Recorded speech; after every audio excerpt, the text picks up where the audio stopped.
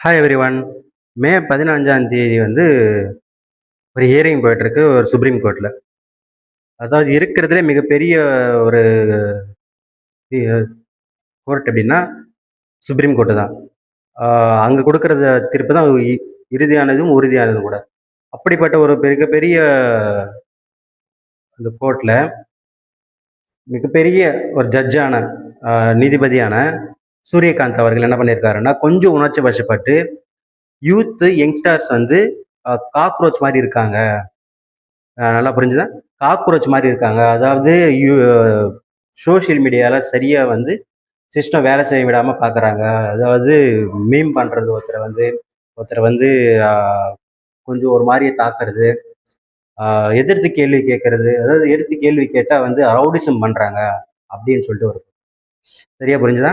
அதாவது சிஜேபி இந்த cockroach Janata party. என்ன சொல்றீங்க? காக்ரோச்சா? ஆமா, காக்ரோச் தான்.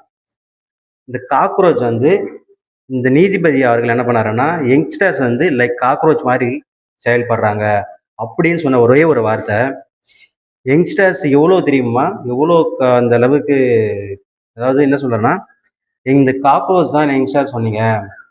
இந்த காக்ரோச் எல்லாம் ஒண்ணா சேர்ந்தா என்ன பண்ண முடியும்?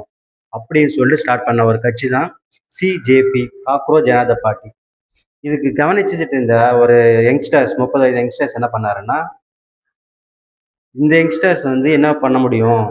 நீங்க வந்து ஒரு பெரிய நீதிபதி, நீங்க எப்படி வந்து காக்ரோச் மாரி இருக்காங்க யங்ஸ்டர்ஸ்ன்னு சொல்லலாம்.